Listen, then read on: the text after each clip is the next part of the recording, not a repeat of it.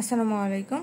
আজকে আমরা যে প্রশ্ন নিয়ে আলোচনা করব সেটা হচ্ছে পরিবহন সংখ্যা বা ট্রান্সপোর্ট নাম্বার বলতে কি বুঝি এটি নির্ণয়ের একটি পদ্ধতি সম্পর্কে আমাদের বর্ণনা করতে হবে। প্রথমেই আসি যে আমরা পরিবহন সংখ্যা বলতে কি বুঝি। পরিবহন সংখ্যা হচ্ছে কোনো একটা নির্দিষ্ট আয়ন, একটা নির্দিষ্ট আয়ন নিতে হবে, তার মোট তড়িৎ প্রবাহের যে ভগ্নাংশ পরিবহন করে, ভগ্নাংশ পরিমাণ কি মানে আমাদের 1/2 বা এই ধরনের কিছু পরিবহন করে, তাকে ওই আয়নের পরিবহন সংখ্যা বলে। মানে আমাদের কোনো একটা নির্দিষ্ট আয়ন নিব, এই আয়নটার মোট যে তড়িৎ প্রবাহটা থাকবে সেটার ভগ্নাংশ মানে কিছু অংশ, 1/4, 1/5, 1/3 পরিমাণ যদি পরিবহন করে তাকে ওই আয়নের পরিবহন সংখ্যা বলা হয়ে থাকে। এখন পরিবহন সংখ্যা নির্ণয়ের একটা পদ্ধতি সম্পর্কে আমরা জানব। পরিবহন সংখ্যাকে আমরা মূলত সচল বেষ্টনী পদ্ধতি দ্বারাই আমরা পরিবহন সংখ্যা নির্ণয় করে থাকি। এই সচল বেষ্টনী পদ্ধতির দ্বারা কিভাবে আমরা পরিবহন সংখ্যা নির্ণয় করে থাকি, আমরা প্রথমে 3টি আয়ন নিব, যে কোনো 3টি আয়ন নিব। এই 3টি আয়নের মধ্যে 2টি বেষ্টনী স্থানান্তরের হার নির্ণয় করে আমরা পরিবহন সংখ্যা নির্ণয় করাই সচল বেষ্টনীর পদ্ধতির মূলনীতি। আমরা কি করি, ফার্স্টে 3টি যৌগ নিব বা 3টি আয়ন নিব, এই 3টি আয়ন নেওয়ার পরে বেষ্টনী দিয়ে দিব। মানে আমরা 3টাকে এইভাবে বিভক্ত করব যে প্রথম অংশে একটা আয়ন থাকবে, দ্বিতীয় মাঝের অংশে একটা আয়ন, আবার শেষের অংশে একটা আয়ন। মোট 3টা আয়নকে আমরা 2টি বেষ্টনীর মাধ্যমে এইভাবে স্থানান্তর করে যদি এইটা নির্ণয়ের হারটা নির্ণয় করি, তাহলে এটাই হচ্ছে আমাদের সচল বেষ্টনী পদ্ধতির মূলনীতি। আমরা চিত্র দ্বারা এই পদ্ধতি দেখানোর চেষ্টা করব। আমরা প্রথমে একটা চিত্র দেখে নেই। এটা হচ্ছে মূলত আমাদের সচল বেষ্টনীর পদ্ধতি। এখানে মিডল পয়েন্টে আমরা একটা তড়িৎ-যুজি পদার্থ নিয়েছি। আমরা 3টাই কিন্তু তড়িৎ-যুজি পদার্থ নিয়েছি যারা তড়িৎ বিশ্লেষ্য, মানে আমাদের তড়িৎ বিশ্লেষণ করে, এবং এরা একযোজি মানে এক পরমাণু বিশিষ্ট বা আমাদের 4 সংখ্যা একই, একটা ইলেকট্রন ত্যাগ করে বা একটা ইলেকট্রন গ্রহণ করার মাধ্যমে এরা আমাদের আয়নিক হয়েছে বা আয়নিক যৌগ গঠিত হয়েছে। এখন মিডল পয়েন্টে একটা আয়নিক যৌগ নিয়েছি, উপরের অংশে একটা আয়নিক যৌগ, নিচের অংশে আয়নিক যৌগ। তারপর আমরা কি করেছি, এই যে এই অংশটাকে আমরা একটা বেষ্টনী দ্বারা আবদ্ধ করেছি। বেষ্টনী বলতে আমরা কি বুঝি বলতো, বেষ্টনী বা বেড়া আমরা তো বুঝি, তাই না, যে আমাদের কোনো কিছু ঢেকে দেওয়ার মাধ্যমে বা আমরা ঘেরাও করা যেটাকে বলি, এইটার মাধ্যমে এইটা আর এইটার মধ্যে আমরা একটা ঘেরাও দিয়ে দিয়েছি বা একটা ওয়াল তুলে দিয়েছি। আমরা বাড়ির ক্ষেত্রে বলি না কেন যে একটা রুম থেকে আর একটা রুমকে আমরা পৃথক করি কিভাবে, একটা ঘেরাও করার মাধ্যমে বা একটা ওয়াল তোলার মাধ্যমে। তাহলে এখানেও ধরে নাও যে একটা ওয়াল দিয়েছি, এখানেও একটা ওয়াল দিয়েছি। অতঃপর এখানে আমরা একটা যৌগ বা একটা আয়নিক যৌগ আয়ন নিয়েছি, আয়নিক দ্রবণ নিয়েছি। এখানে আমরা একটা আয়নিক দ্রবণ নিয়েছি। নেওয়ার পরে দুইটার মাঝখানে এখানেও আমরা দেওয়াল উঠাই দিয়েছি, এখানেও দেওয়াল উঠাই দিয়েছি। এখন এই যে এই দেওয়াল পি থেকে আমাদের পি প্রাইম পর্যন্ত আসতে হবে। আবার এই দেওয়ালকে যখন আমরা ফোর্স করব তখন এটা আর থেকে আর প্রাইম অবধি যাবে। এটাই মূলত আমাদের সচল বেষ্টনীর পদ্ধতি। এখন এটার ব্যাখ্যাটা আমরা দেখার চেষ্টা করি। দেখো তো এখানে কি কি লেখা আছে। এই যে আমাদের পরীক্ষণীয় যে 3টা আয়ন নিয়েছি বা আয়নিক দ্রবণ নিয়েছি, এরা একযোজি তড়িৎ বিশ্লেষ্য। এখানে এম দ্বারা আমরা একটা কাটায়ন বুঝিয়েছি এবং এ দ্বারা আমরা আনায়ন বুঝিয়েছি। তাহলে আমাদের ক্যাটায়ন নিলাম এবং আনায়ন নিলাম। তারপরে আমরা কি করলাম বলতো, দ্রবণ দুটি নির্দেশক তড়িৎ বিশ্লেষ্য এম এ প্রাইম, এখানে আমাদের দুইটি নির্দেশক যেটা আমরা নিয়েছি এম এ প্রাইম এবং M not A, M prime A. তাহলে দেখো তো এখানে আমরা দুইটি নির্দেশক নিয়েছি, এইটা একটা নির্দেশক এবং এইটা একটা নির্দেশক। এখন তোমাদের কথা হইতে পারে যে আপু নির্দেশক বলতে আমরা কি বুঝি। নির্দেশক হচ্ছে অ্যাসিড এবং ক্ষারের সংস্পর্শে এসে এদের রংটা চেঞ্জ করে দেয়। তাহলে এখানে একটা নির্দেশক নিলাম, এখানে একটা নির্দেশক নিলাম। নেওয়ার পরে এই মিডল পয়েন্টে এটা কিন্তু ঠিক অবস্থানে আছে। এই যে আমাদের মিডল পয়েন্টে যেটা আছে মানে তড়িৎ বিশ্লেষ্যটা নিয়েছি, ক্যাটায়ন এবং আনায়ন বিশিষ্ট এই তড়িৎ বিশ্লেষ্যর উপরে আমরা এখানে একটা নির্দেশক নিলাম, এখানে একটা নির্দেশক নিলাম, এই দুটার মাঝখানে ওইটা স্থাপন করলাম। তারপরে এম এ প্রাইম এবং এম প্রাইম এর ক্যাটায়ন এবং এম প্রাইম এ এবং এম এর আনায়ন একই হতে হবে। আমাদের কি কি একই হতে হবে বলো তো? এই যে আমরা এম দ্বারা কি বুঝাইলাম? ক্যাটায়ন। তাহলে আমরা যদি এখানে কোনো একটা নির্দিষ্ট যৌগ নিতাম তাহলে দেখতাম যে এই যে এম এ প্রাইম, সরি এই নিচের দিকে এম এ প্রাইম, এই এম এ প্রাইম এবং এম প্রাইম এ, এই দুইটার ক্যাটায়ন, এম দ্বারা ক্যাটায়ন বুঝিয়েছি, তাহলে এই দুইটার ক্যাটায়ন একই হইতে হবে। আবার তোমার এম এ প্রাইম, এই যে এম এ প্রাইম এবং এম প্রাইম এ, আমাদের এই দুইটার ক্যাটায়ন তো একই নিলাম।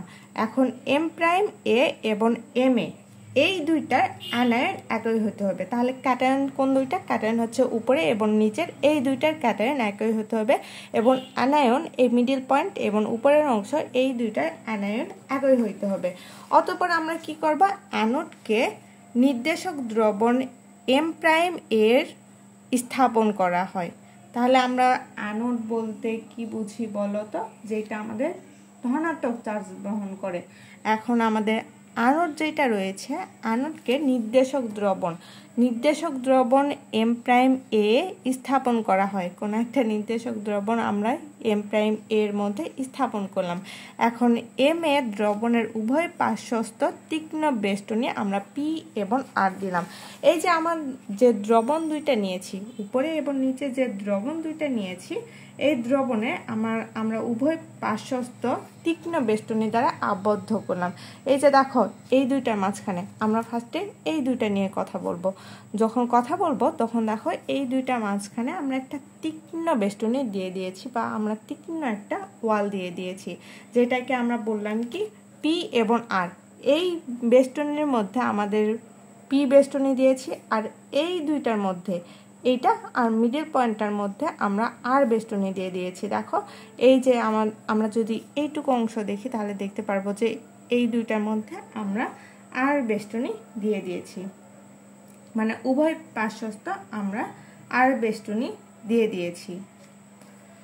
অতঃপর তীক্ষ্ণ বেষ্টনী বজায় রাখার জন্য এম প্রাইমের গতিবেগ এম অপেক্ষা কম এবং এ প্রাইমের গতিবেগ এ অপেক্ষা কম হওয়া বাঞ্ছনীয়।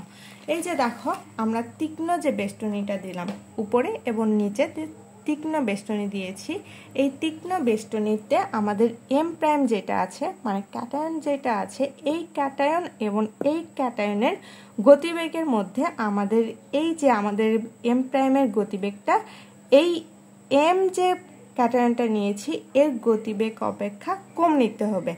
একইভাবে আমাদের এ প্রাইম মানে আনায়ন যেটা আছে, এই আনায়নটা, নিচের আনায়নটার গতিবেগ আমাদের মিডিল পয়েন্টে যে আনায়নটা রয়েছে তার গতিবেগ অপেক্ষা কম নিতে হবে।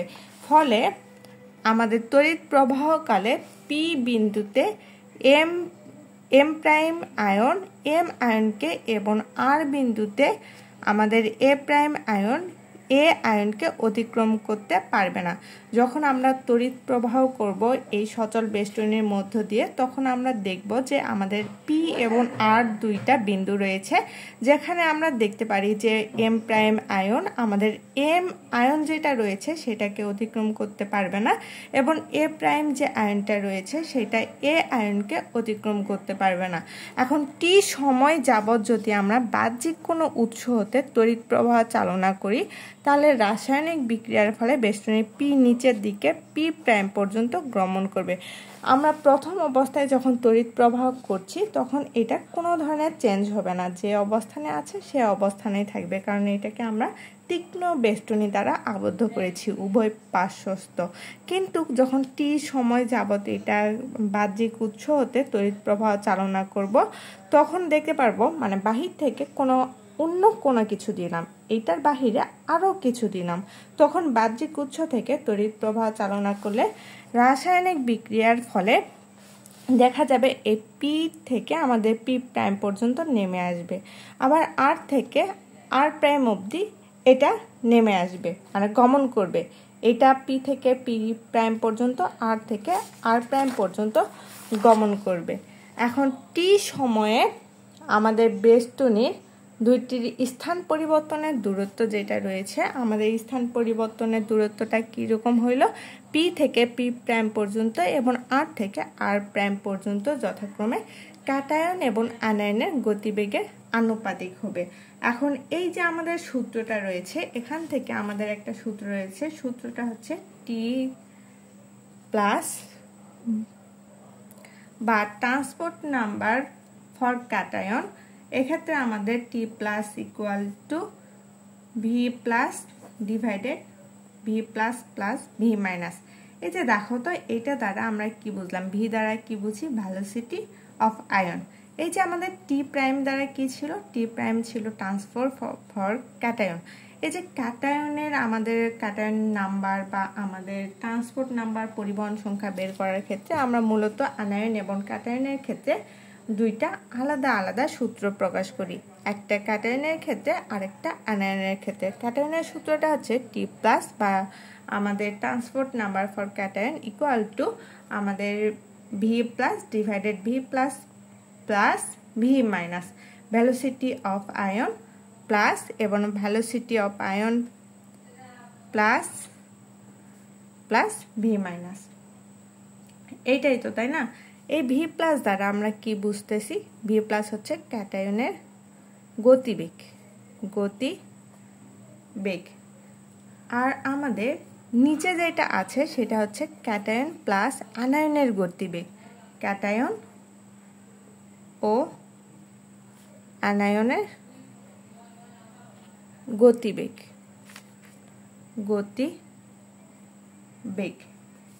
এখন দেখো তো, ভি প্লাস যেটা আছে বা ভেলোসিটি অফ আয়ন যেটা রয়েছে, সেখানে আমাদের কি হবে, ভেলোসিটি অফ আয়ন পি থেকে আমাদের পি প্রাইম পর্যন্ত আসছে।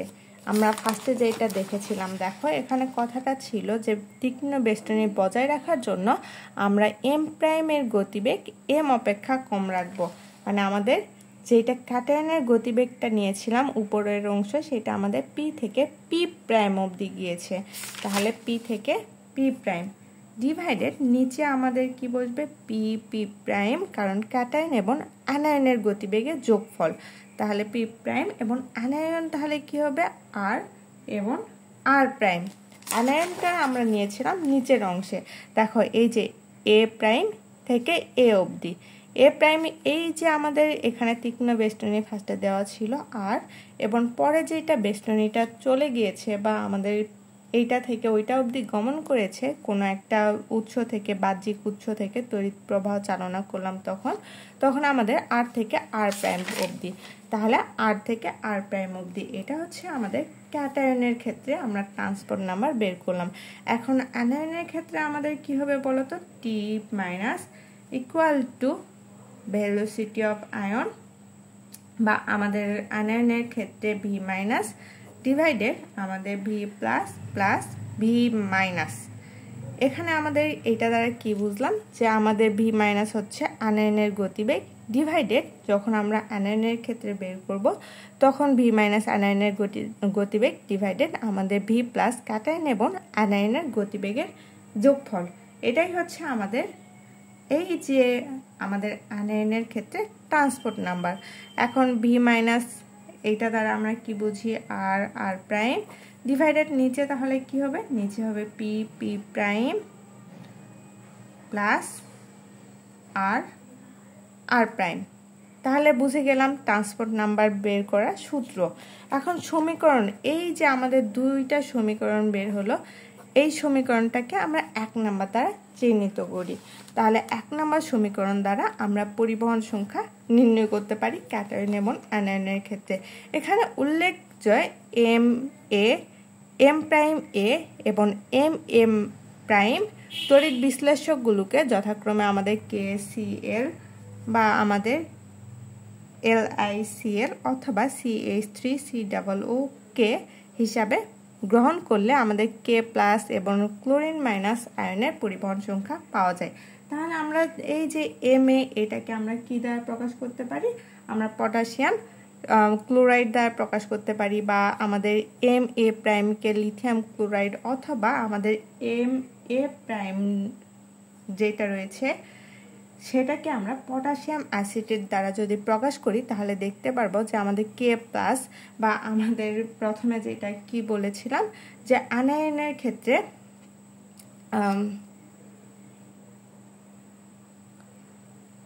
ক্যাটায়নের ক্ষেত্রে আমাদের K+ এবং আনায়নের ক্ষেত্রে আমাদের ক্লোরিন মাইনাস আয়নের পরিবহন সংখ্যাটা আমরা বের করতে পারি। এইভাবে আমরা সচল বেষ্টনী পদ্ধতিতে পরিবহন সংখ্যা নির্ণয় করতে পারি। আসসালামু আলাইকুম।